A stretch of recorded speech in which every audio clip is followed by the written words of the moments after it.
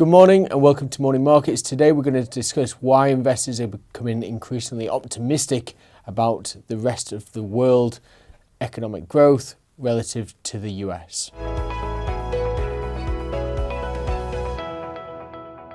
US equities have suffered over the last 4 weeks, and this is due to a combination of heightened tariff uncertainty and also receiving a batch of weaker economic data for January.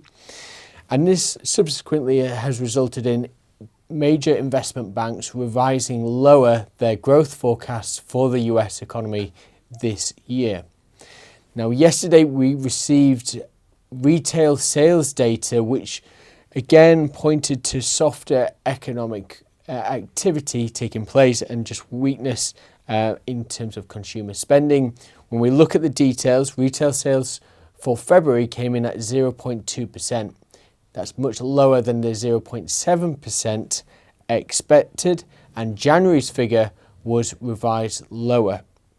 However, we had additional sales data from Control Group, which actually feeds directly into the GDP calculation, which was stronger than expected, coming in at 1% versus the 0.4% that was expected. So that the latter somewhat would challenge the pessimism that we're seeing in the consumer sentiment survey data in recent weeks.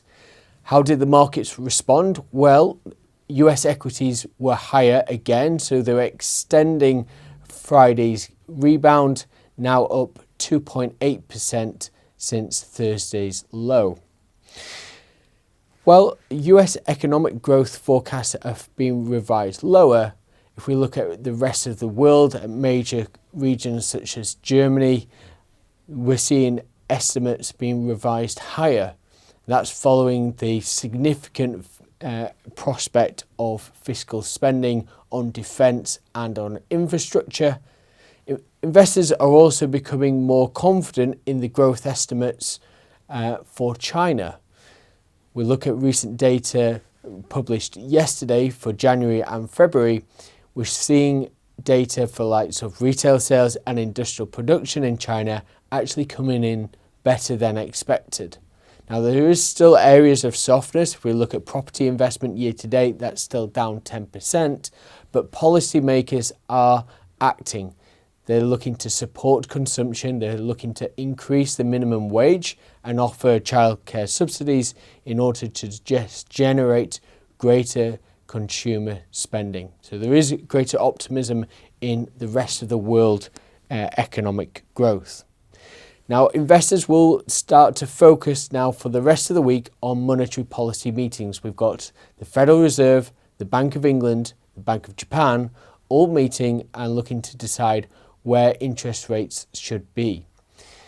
Expectations are that there'll be no change from any of the banks, but the Federal Reserve will not be absent of any talking points. Whilst no change expected to interest rates, they will be providing their latest summary of economic projections. So that will include their estimates for economic growth, inflation, unemployment, and a lot of focus on this given the softer economic data that we've been witnessing, but also the heightened uncertainty around tariffs, which is feeding into higher inflation expectations. So a lot to focus on tomorrow with the Federal Reserve and on Thursday with the Bank of England, and we'll keep you up to date through the course of the week on any major talking points. That's all from us today. Thank you for watching, and we'll see you tomorrow. This video is not a recommendation or personal financial advice. With investing, your capital is at risk. Investments can fluctuate in value, and you may get back less than you invest.